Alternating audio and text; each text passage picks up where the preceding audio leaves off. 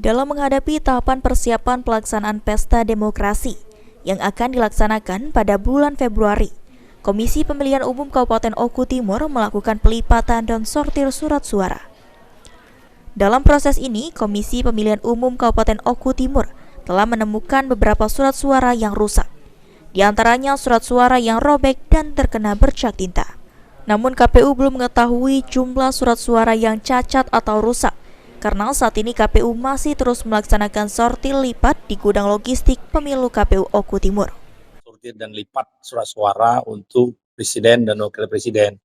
Nah, terkait dengan surat suara yang ditemukan cacat, itu kita singkirkan dan kita tidak sortir lipat itu.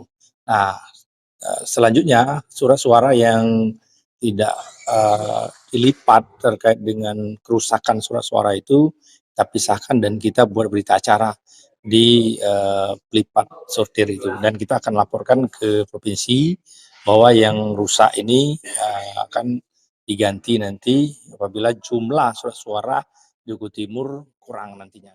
Nantinya surat suara yang rusak akan dibuatkan berita acara dan dilaporkan ke KPU Sumsel untuk kemudian diganti dengan surat suara yang baru.